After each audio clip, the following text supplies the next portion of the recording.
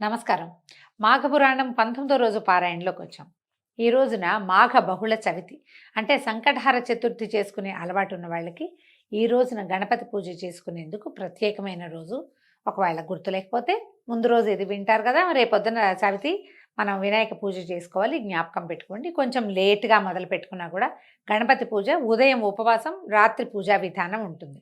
పొద్దున పూట మీరు 10 గంటలకు విన్నా కూడా స్వల్పంగా లఘువుగా ఉదయం గణపతి పూజ చేసుకోవటం, ఉపవసించి సాయంకాలం మనం గణపతి దేవాలయానికి వెళ్ళటము, లేదా ఇంట్లోనే కుడంలో ఉండ్రాళ్ళు చేసుకుని గణపతి ఆరాధన చేసుకుని నివేదన చేసుకుంటే మంచిది. అలవాటు ఉన్న వాళ్ళు చేసుకోవచ్చు.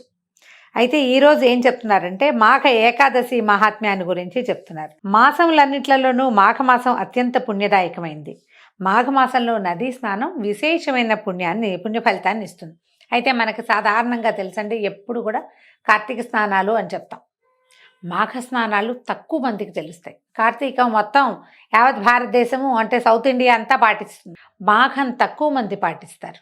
అయితే మనం ఇది తెలుసుకున్నప్పుడు ఒకవేళ కార్తీకంలో చేయలేకపోయినా చలికాలం అవ్వడం వల్ల ఏదైనా అనారోగ్యాలు ఇబ్బంది మనం స్నానాలు చేయలేని పరిస్థితిలో ఉన్నా కూడా మాఘంలో అయినా ఇది చేయగలిగితే నదీ స్నానం చాలా ఫలితాన్ని ఇస్తుందండి. అవకాశాన్ని బట్టి చూసుకోవచ్చు. మనకు అందుకని చూడండి, కార్తీకం తర్వాత మార్గశిరం పుష్యం మధ్యలో 2 నెలలు వచ్చినాయి. 3 నెలల క్రితం చేయలేంది ఇప్పుడు చేసినా కూడా ఫలితం ఇస్తుంది. మంచి అవకాశం కదా. అయితే నది లేకపోతే ఏ నీటి తావులో అయినా స్నానం చేసి శ్రీ మహావిష్ణువుని భక్తి శ్రద్ధలతో పూజిస్తే తాము చేసిన ఘోర పాపాలన్నీ హరించుకుపోతాయి, పుణ్యం లభిస్తుంది. అయితే ఇది శ్రీమన్నారాయణుడు అనగానే విష్ణు పూజ సాలగ్రామార్చనలోకి వెళ్తాం. మాఘంలో సూర్యనారాయణ అర్చన కూడా చాలా విశేషమైన ఫలితాన్ని ఇస్తుందండి. ఇక్కడ శ్రీమన్నారాయణుడు అంటే ప్రత్యక్ష నారాయణ స్వరూపమైన సూర్యుడి గురించే చెప్తారు. ఇంటికెళ్ళి పూజా వ్యవహారము అది చేయలేకపోతాం మనం పెద్దగా. నదిలోనో ఏ చెరువులోనో స్నానం చేస్తే సూర్యోదయం అవుతుండగా చేస్తాం.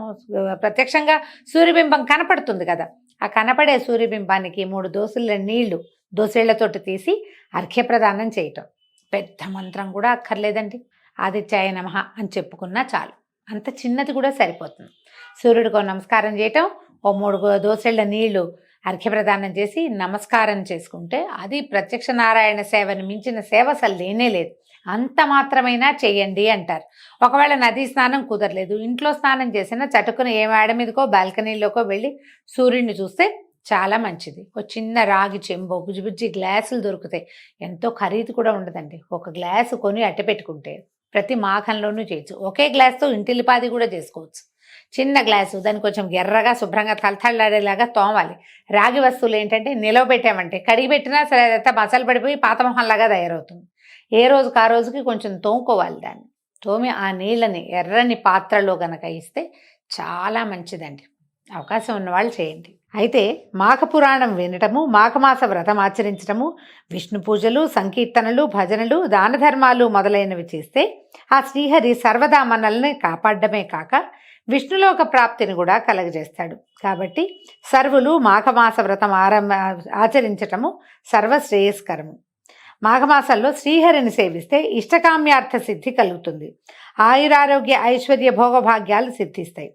దీనివలన శ్రీహరి కృపకి పాత్రలే మోక్షప్రాప్తిని పొందగలుగుతారంటంలో ఎటువంటి అనుమానము లేదు. పూర్వం అనంతుడని ఒక బ్రాహ్మణుడు ఉండేవాడట. నేను ఎక్కడున్నాడు? యమునా నదీ తీరంలోని ఒక అగ్రహారంలో నివసించేవాడు. యమునా నదీ తీరం అంటే ఇంచుమించుగా ఢిల్లీకి దగ్గర అనుకోండి, నార్త్ ఇండియా కథ చెప్తున్నారు. ఈయన ఒక బ్రాహ్మణ ఆయన ఉండేవాడు. ఈయన పేరు అనంతుడట. ఇతను పూర్వీకులు ఇచ్చిన ఆస్తి, వంశపారంపర్యంగా చాలా కాలం నుంచి వస్తున్నటువంటి అధికంగా ఆస్తి సంక్రమించి ఐశ్వర్యవంతుడు అవటం చేత అహంకారిగాను, మొండితనము, మూర్ఖత్వం కలవాడుగాను తయారవుతాడు. మనం ఇప్పుడు కూడా చూస్తామండి ఇట్లాగే. పూర్వకాలం నుంచి పూర్వతర పాత్రలు నాయనమ్మవి, తాతవి, తల్లివి ఎప్పటి నుంచో ఆస్తులు వస్తుంటే పిల్లలు ప్రపంచ జ్ఞానం లేకుండా ఉంటారు. డబ్బు ఉంటుంది, దీన్ని అనుభవిద్దాం, అధికారం ఉంటుంది, అనుభవిద్దాం, పని వాళ్ళు ఉంటారు, మనం ఏం పని చెయ్యం.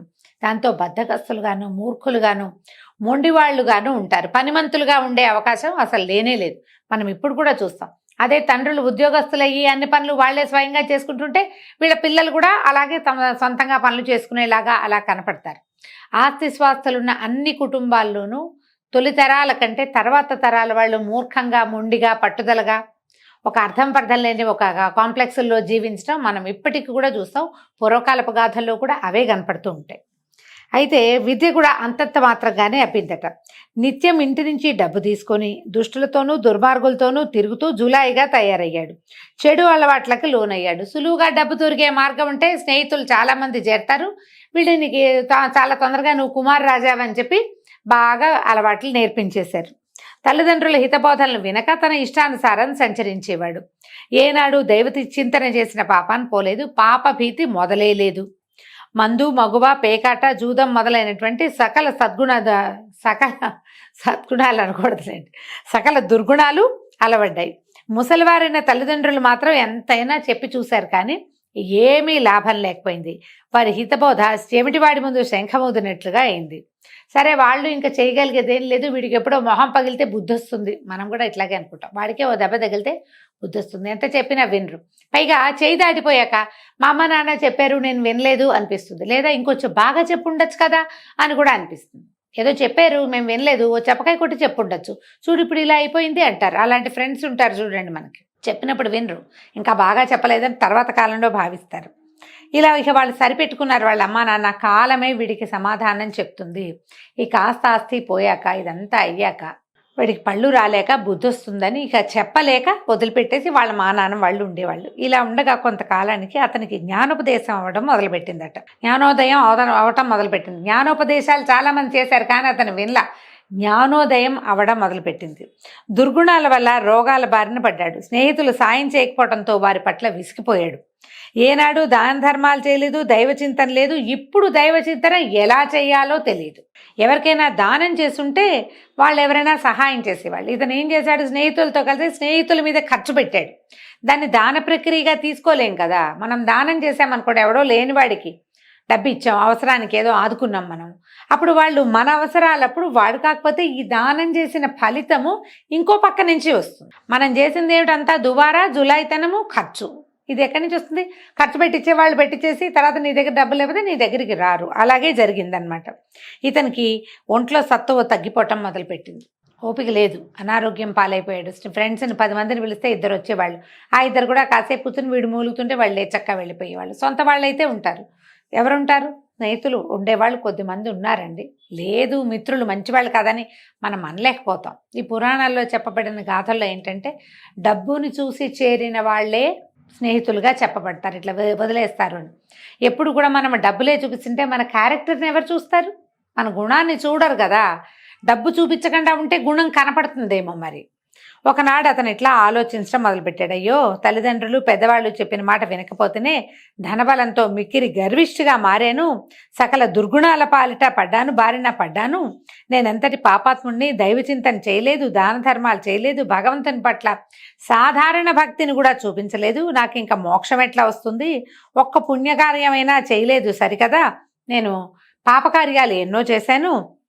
ఈ మాఘమాసం అత్యంత పుణ్యదాయకమైంది. నదీ స్నానం చేయమని అమ్మా నాన్న ఎన్నిసార్లు చెప్పినా వినలేదు. నాకు ఇంకా నిష్కృతి లేదు.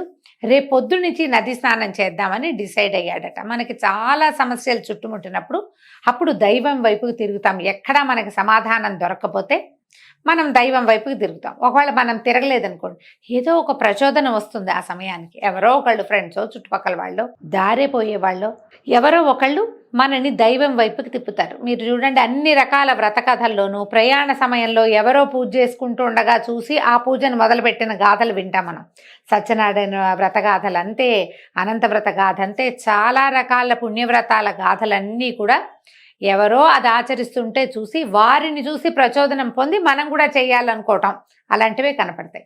ఇతనికి తనంతట తనకే తట్టింది. ఇది మాఘమాసము, రేపటి నుంచి నదీ స్నానం చేస్తే నాకు అనారోగ్యం తగ్గుతుంది, ఏమైనా ఈ డబ్బు సమస్యలు, వచ్చిన ప్రాబ్లమ్స్ తీరతాయేమోనని భావించాడు.